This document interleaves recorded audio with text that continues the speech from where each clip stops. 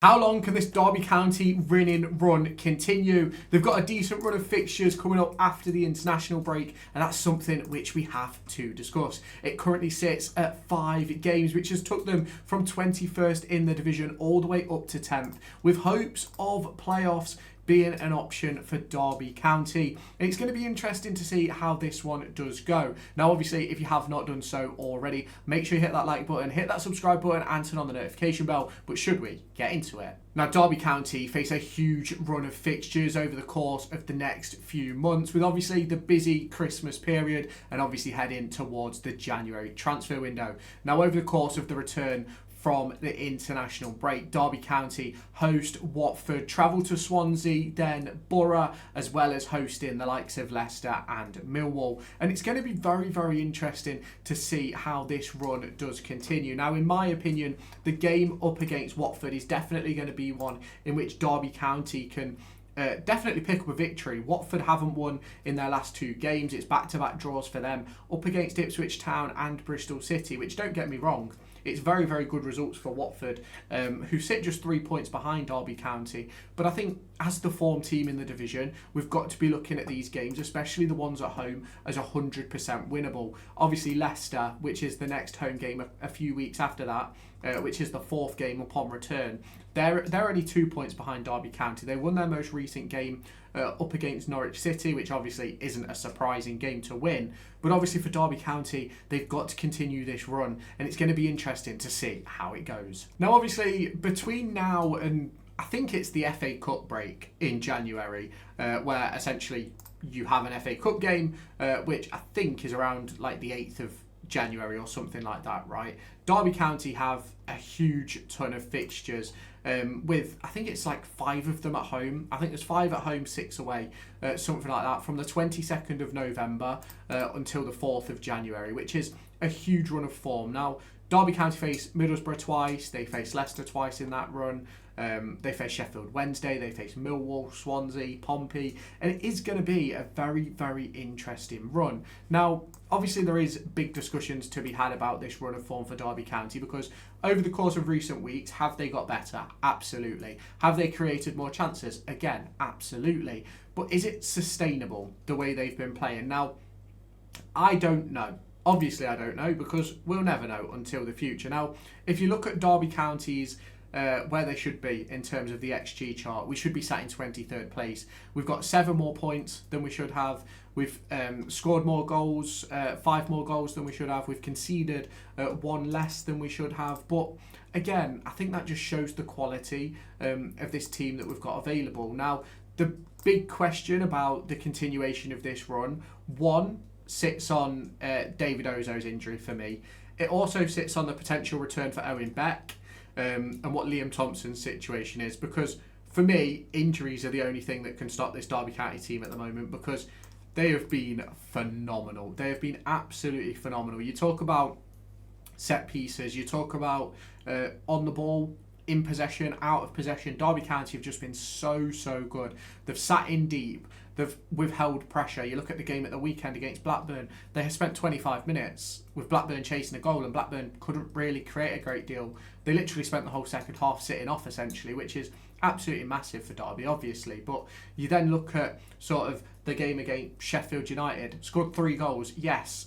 One of them was gifted, one of them was a penalty, but it was a really good performance. Hull City, another good performance, a win which was very much deserved, and they took advantage of their chance from the mistake. And I think you look back at the game against Norwich City, and the first 45 minutes Derby County were poor.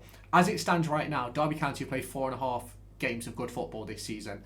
I don't think before that second half against Norwich, I don't think Derby County had a top performance. I think we'd had okay games, decent games, where we probably deserved to pick up a win or not lose. But ultimately, we hadn't really had those top performances, which Derby County have had over the course of the back end of last season. And I think that's what's coming now. That's what we've seen in the last 4.5 games. The second half versus Norwich was a lot better.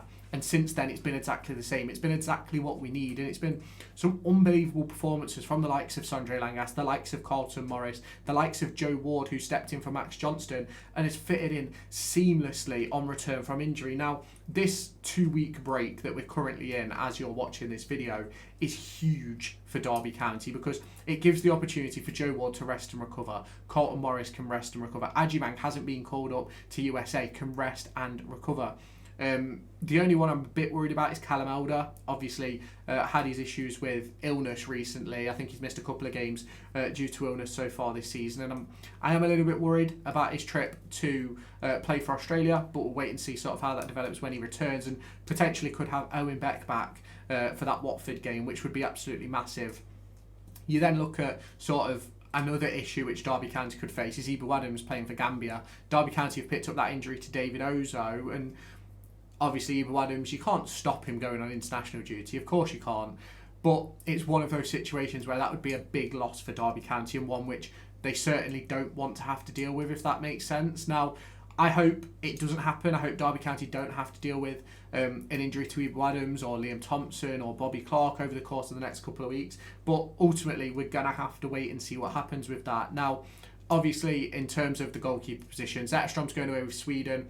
I don't think he'll play.